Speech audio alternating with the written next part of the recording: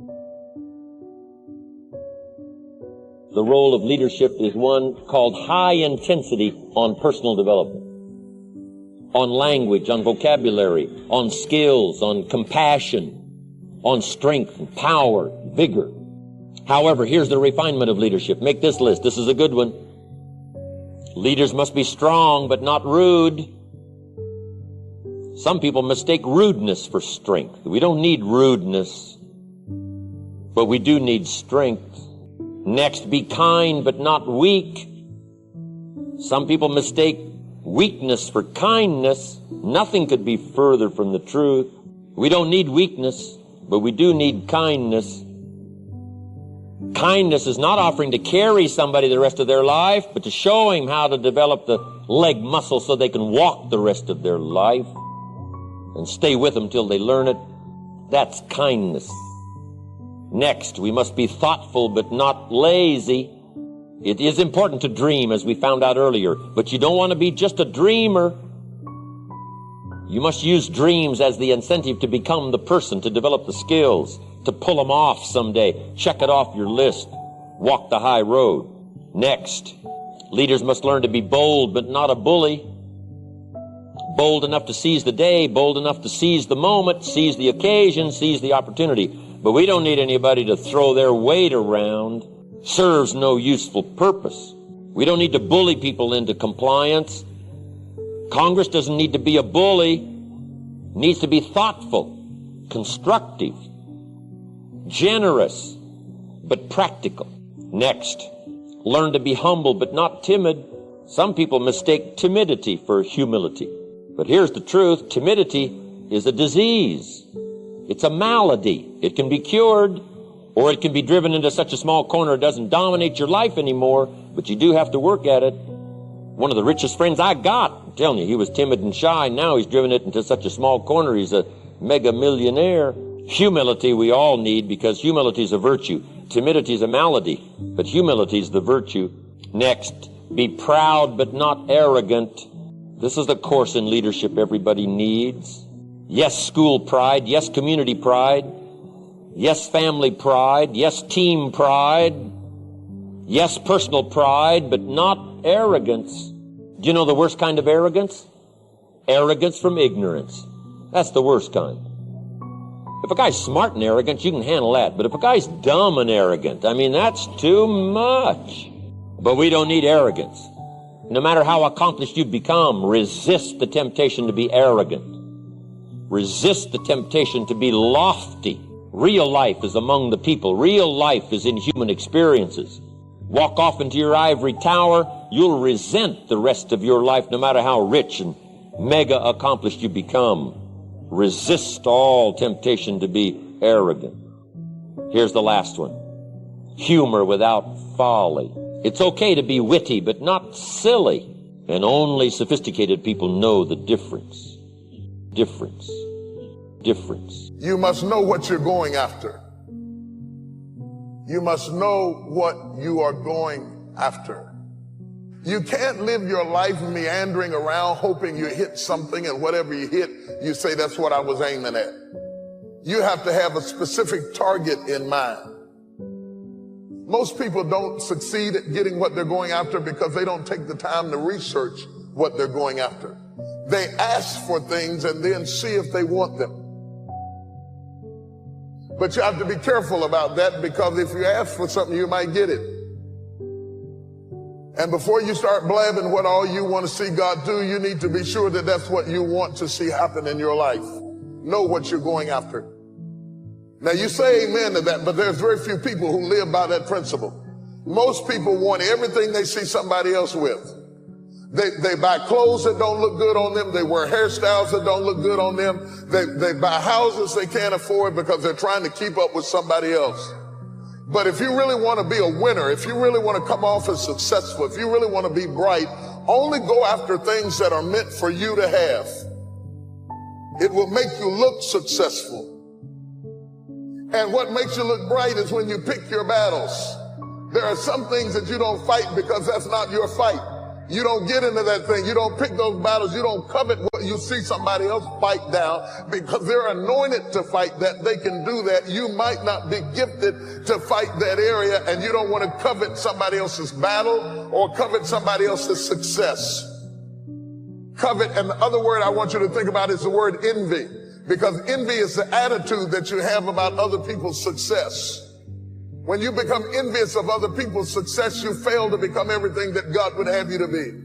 And the quickest way to stop being envious of other people's success is to know that God has something for you, that everything in your life is preparing you for that thing, that there are in your life defining moments. This is a critical issue. There are in your life defining moments, moments that if you handle properly, they are pivotal points that change your life for a lifetime.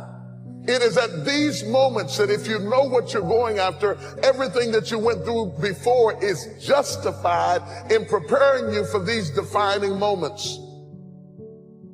When you come to the defining moments in your life, you can look at the other moments in your life and say, Lord, I wasn't happy about that when it happened, but I'm glad now that it happened. Because I realized that if I hadn't have gone through that, I wouldn't be ready for this. Everything you took me through before was preparing me for this moment, and now I'm ready to go after what God has promised me and receive it at all costs. Know what you're going after. Be clear about your direction. Don't wake up in the morning and see if something's going to happen. Wake up in the morning to make something happen. Get up out of the bed with an agenda. But people who get up like that, nothing does happen, and the days turn to weeks, and the weeks turn to months, and the months turn to years. Years of mediocrity is what causes people to be bitter. If you want to get around bitter and complaining people, get around people who are not seeing much activity. They're bitter, they're complaining, they're cynical, and they're jealous because nothing is happening. If you want to get around less gossip and less jealousy, get around successful, busy people. Because busy people don't have time to care what's going on in your life. I have no need to investigate what's going on in your life. I have so much going on in my own life that I'm not interested in what I heard that they said that you thought, that if I thought what you said that I didn't mean if you heard it. The only people who have time for that is people who are not doing anything.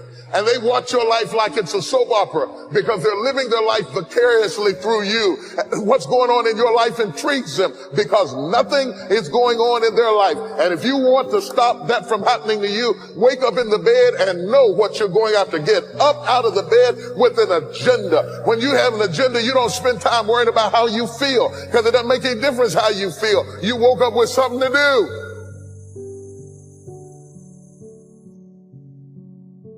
Setting goals. It can turn out to be a drama for your life. Here's what goals are. Your vision of the future. Your vision of the future. Now, there's two ways to face the future. One, with apprehension. Number two, with anticipation. Guess how most people face the future? With apprehension. Why? Major reason why. They don't have it well designed. They've left the design of their future to somebody else. And if you don't make plans of your own, guess what? You'll probably fall into someone else's plan. Guess what someone else may have planned for you? Not much. You got to make a list of this not much stuff. I'm telling you, people all their life.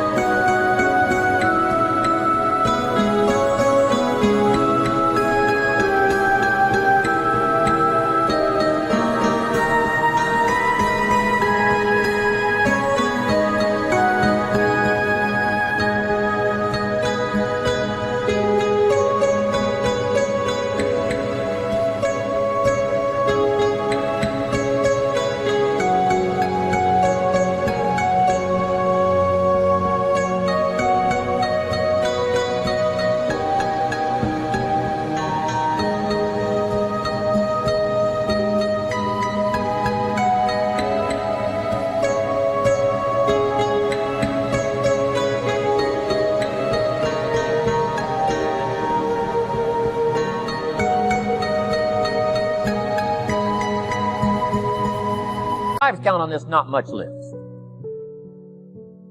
If all of your negative relatives all turn positive, what will that do for your future? Not much. If prices come down a little, what will that do for your future?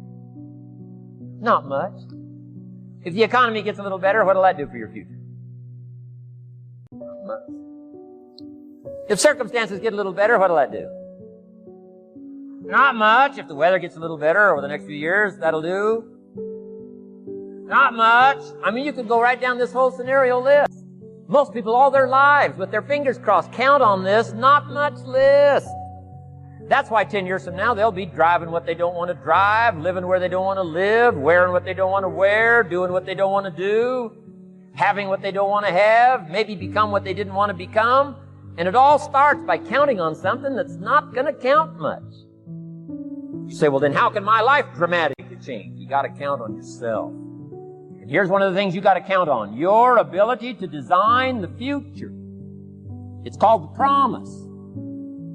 And the promise of the future, if you'll design it well, can have an awesome effect on your life. But if you face the future with apprehension, you'll take hesitant steps all day, uncertain steps all day. And if you take uncertain steps all day for 6 years, you can imagine how empty your life is. We got to help our kids with the promise of the future. Now here's what's connected to the promise, the price. The price to pay. But I'm telling you, the price is easy if the promise is clear. One of the better notes to make for today.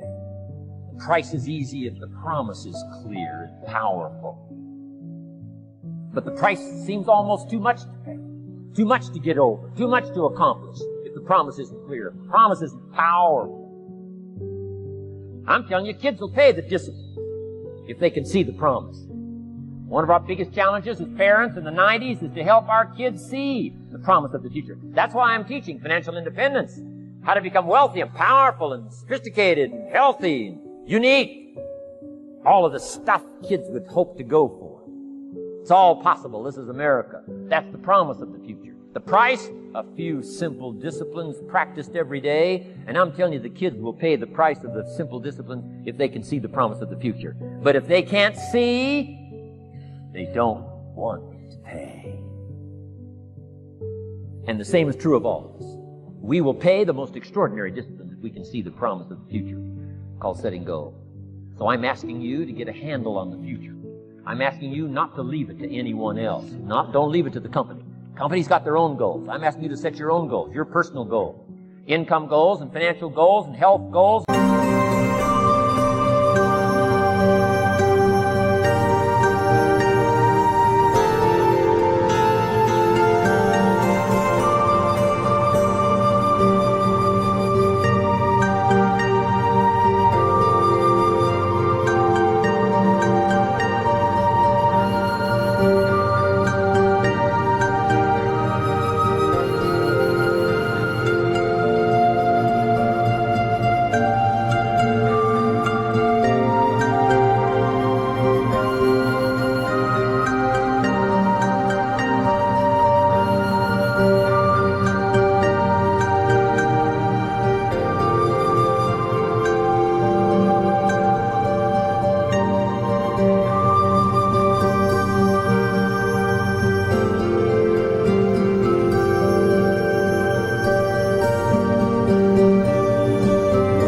Spiritual goals. Where do you want to go and what do you want to do and what do you want to see and what do you want to be? That's it. Promise of the future. Design your own future. It's within your hands, your capacity to do so. Here's how simple now goal setting is. It's not mysterious. You don't have to anchor, you don't have to focus, you don't have to visualize. None of that stuff. Here's how simple goal setting is. Change my life. Decide what you want and write it down. I mean, that's how profound this stuff is. Decide what you want and write it down. Make a list. Where do you want to go? What do you want to do? What do you want to see? What do you want to be? What do you want to have? What do you want to share? What projects would you like to support? What would you like to be known for? What skills would you like to learn? Some extraordinary things you'd like to do? Ordinary things you'd like to do? Right? Silly little things you'd like to do? Very important things you'd like to do? Decide on all that stuff and write it down, write it down, write it down. That's how simple this stuff is. And it's your own private list. If it's really private, on your list, put some stuff in code where nobody can understand it if this list fell into unfriendly hands. And simple things, whatever. Foolish things, doesn't matter. It's your list. I had a little revenge on my first list. Budget finance, who used to harass me. I got 2 or 3 payments behind. This one guy called incessant. Said, we're going to come get your car, drag it rear end up down the street in front of your neighbors. Put me down something fierce. When I met Shope, got my life straightened out, one of the first things on one of my lists was budget finance. And when I finally got the money, I needed a little drama in my life. Finally got the money to pay them all. I put it in small bills in a big brief. Walked into the budget finance office on Wilshire Boulevard in Los Angeles. The guy who harassed me so often, his desk was about 3 back. I opened the door, walked in, right up to his desk, stood right in front of him, never said a word. He said, well, what are you doing here? Didn't say a word. I opened up this briefcase, dumped this pile of money all over it. Yes. I said, count it. It's all there. I'll never be back. Turned around, walked out, slammed the door. Now that might not be noble, but you got to try it at least one time. Pay off the little drama. Got to check them off my list.